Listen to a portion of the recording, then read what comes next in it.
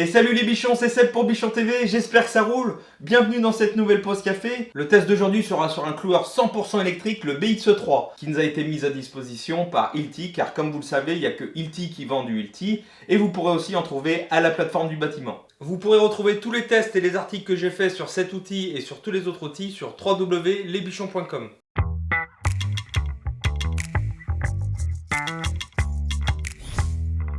Hilti est l'un des rares fabricants à avoir fait le choix d'assurer lui-même la vente et le service après-vente de ses produits, tout ça pour assurer le service le plus premium possible à ses utilisateurs finaux, qui sont rien d'autre que les professionnels du bâtiment. Comme vous l'aurez compris, Hilti est 100% tourné pour les professionnels. Et apparemment c'est une recette qui fonctionne parce que Hilti a environ 75 ans aujourd'hui.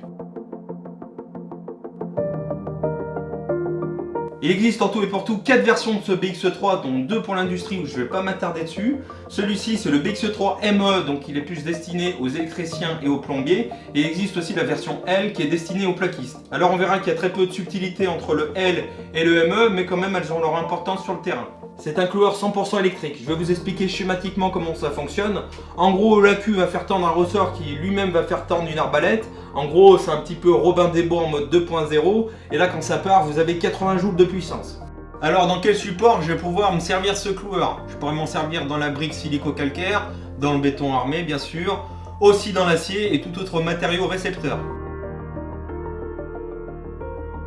Ces cloueurs sont vendus dans les mallettes de la marque Hilti qui n'ont plus à faire leur preuve dans les conditions difficiles de chantier. On sait que dans le BTP c'est quand même pas évident pour les machines et pour les mallettes. Et ces fameux coffrets qu'on a souvent tendance à ouvrir à l'envers, bah oui, ils s'ouvrent un petit peu à l'envers de la concurrence. C'est pour ça qu'Hilti a inscrit en gros Hilti sur les deux clips de chaque côté pour l'ouvrir à l'endroit. À l'intérieur du coffret on retrouve bien évidemment le cloueur, un emplacement pour un chargeur et des batteries. On aura un accessoire supplémentaire à monter sur le cloueur pour le suspendre sur un échafaudage. Sur le haut de la boîte, on aura des tableaux. On va retrouver les clous à utiliser en fonction de l'accessoire qu'on va clouer et sur quel support on va le clouer. Donc ça sera pas mal pour avoir un mémo assez rapide. Alors petite amélioration que j'aimerais voir venir sur ces coffrets. Après ça c'est subjectif. J'aimerais bien qu'ils s'empilent et se verrouillent.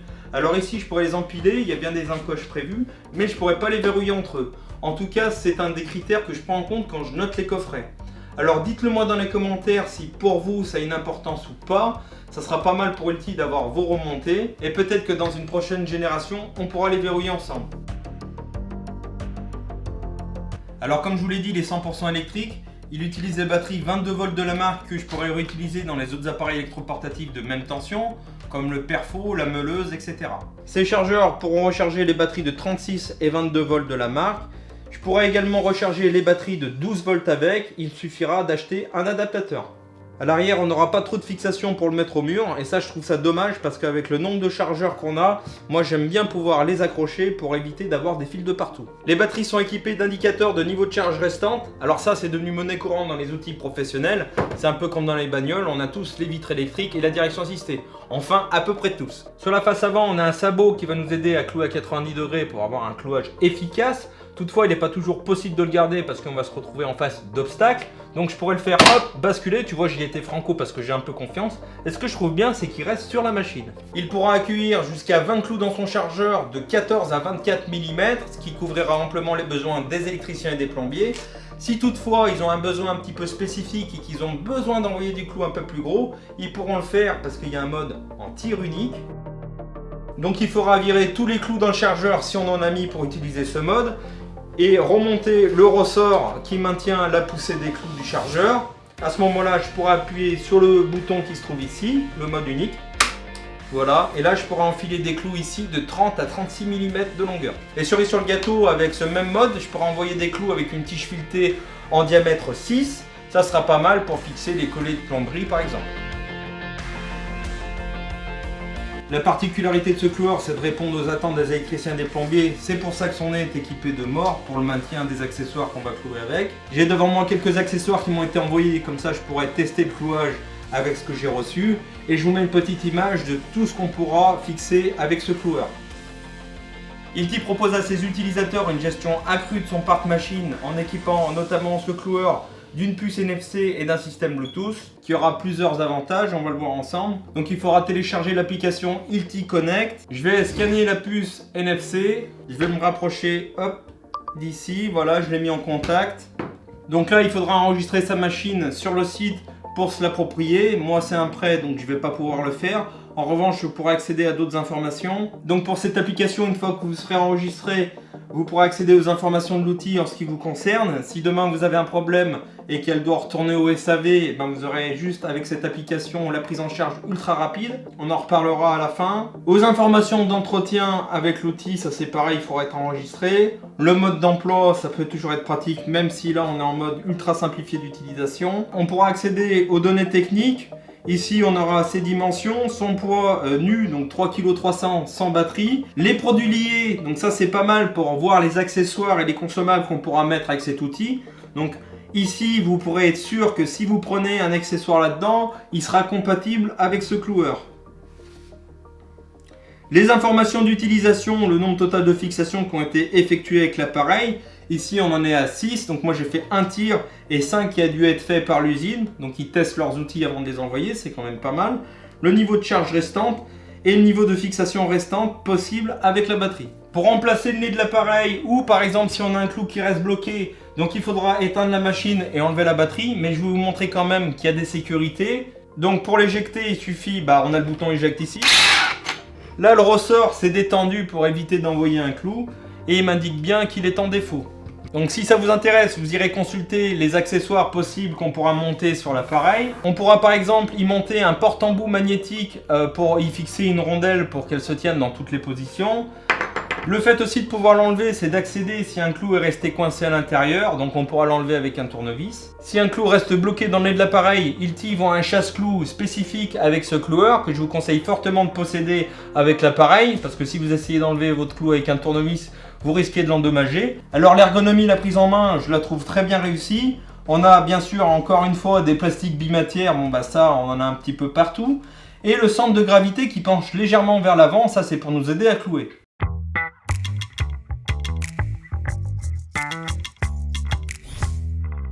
Allez, premier test que j'effectue avec, je vais essayer de le mettre à la ceinture et marcher un peu avec.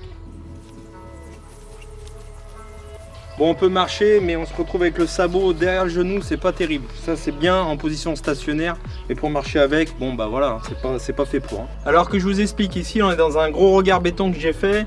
Derrière moi, j'ai une cuve et ici, je mets ma pompe. Donc comme ça, au moins, vous évitez de vous poser la question. Premier accessoire que je vais clouer ici, c'est pour tenir les câbles. Pour mettre les clous, hop, il suffit de basculer cette manette en bas. Donc je vais pouvoir mettre 2 séries de 10. Voilà, et hop, je rabats simplement le ressort, ça y est, il est prêt. Bon, il est prêt, il faut quand même que je l'allume. Donc pour l'allumer, il y a un bouton unique, j'appuie ici, et ça tend le ressort. Donc je vais mettre l'accessoire sur le nez du support avec les morts prévus. Je mets mon sabot en appui.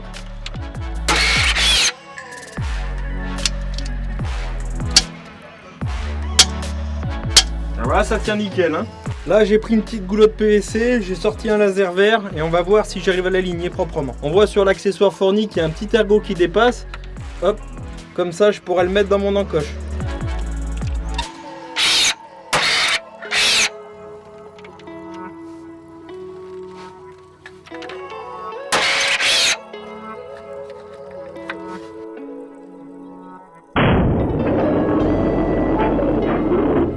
Allez, on se retrouve dans mes combles. Il vient juste de se mettre en sécurité. Au bout d'un certain temps, le ressort se détend, évidemment pour la sécurité. Alors j'avais envie d'essayer dans les joints d'agglo. Il n'est pas préconisé de le faire, mais je voulais voir si ça tenait quand même. Et en même temps, ça me permettra de fixer mon petit câble. Ça fera toujours un peu plus propre si ça tient bien sûr. Donc allez, je vais essayer dans le joint ici. Oh, je te garantis que ça tient, hein. Un truc de malade.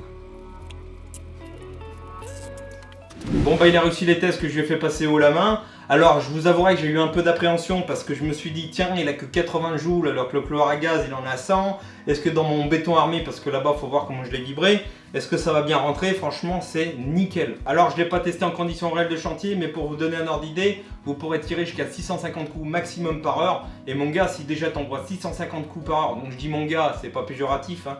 Si toi aussi madame la bichonne tu regardes cette vidéo, ça te concerne aussi. Mais déjà si vous envoyez plus de 650 clous en moins d'une heure, c'est que t'as vraiment pas chômé, hein. Alors une question qui me serait venue à l'esprit en regardant cette vidéo, et comme vous le savez pour ceux qui nous suivent, on est un petit peu en mode généraliste, donc on peut faire un petit peu de la cloison, on peut faire de la plomberie, etc.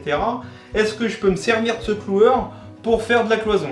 Alors la réponse sera oui, parce que c'est exactement les mêmes cloueurs.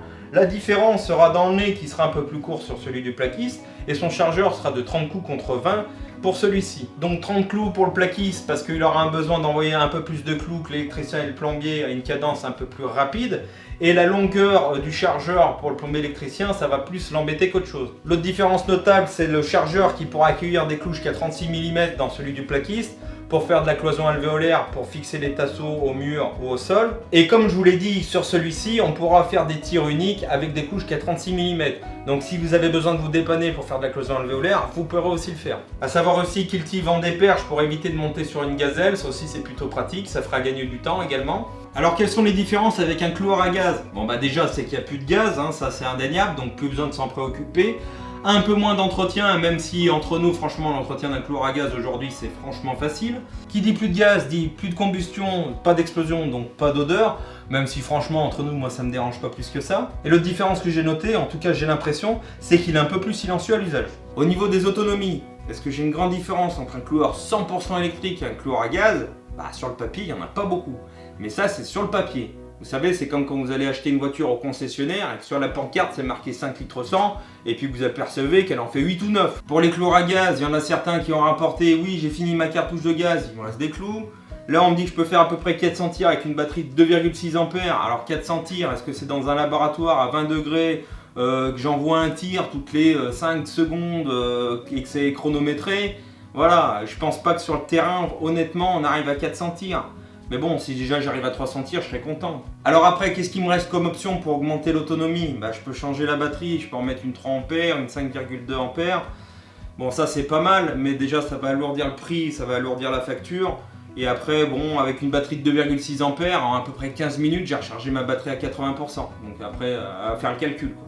Et la dernière comparaison que je ferai avec un cloueur à gaz, c'est la longueur. Ici, on est à plus de 47 cm, contre à peu près 40 cm sur un cloueur à gaz. Donc ça fait 7 cm. Bon, sur du neuf, ça pose pas trop de problème. En rénovation, ça peut peut-être poser problème. Après, tout dépend des chantiers. Au niveau du rapport qualité-prix, donc il est clair qu'on a un outil professionnel avec un service premium. Donc tout ça, ça se paye. Et c'est sûr que ça ne sera pas à la portée de tous. C'est pour ça qu'Ilty répond qu'aux professionnels. Dans son service premium, Ilty a une garantie SAV de 2 ans contre les pannes, mais aussi contre les casses. Ça veut dire par exemple que si je monte à 10 mètres de haut, que je le laisse tomber, malencontreusement bien sûr, et que je le casse, il sera pris en charge et vous ne paierez pas 1 euro de plus. Si vous faites le choix du fleet management, c'est du leasing, ça veut dire que l'appareil ne vous appartiendra pas. Vous allez payer une certaine mensualité et sur ce modèle c'est pendant 48 mois. Pendant toute la durée du leasing, le SAV sera assuré contre les pannes et aussi contre les casses. Ça aura un avantage pour sa comptabilité parce qu'on saura en temps réel tous les mois combien on doit débourser pour son parc de machines. Le SAV est ultra réactif parce que imaginons que vous tombez en panne le lundi matin avec votre machine et bien sûr vous prenez dans la foulée. Le lundi après-midi, il y a un transporteur qui viendra prendre la machine sur place, sur votre chantier ou à domicile. Le mardi, il est sur Paris, il sera réparé dans les ateliers de Paris, renvoyé le mardi après-midi et vous récupérez le mercredi matin où vous voulez, sur votre chantier ou à domicile. Voilà, j'espère que cette petite présentation du cloueur Ilty, le BX3 ME, aura pu vous éclairer. Comme d'habitude, si ça vous a plu, n'oubliez pas le pouce en l'air. Abonnez-vous si ce n'est pas déjà fait, sinon je vous tire dessus. Laissez-moi un petit commentaire, ça me fait toujours plaisir. Allez, je vous laisse retourner à vos projets. Portez-vous bien et à bientôt sur Bichon TV.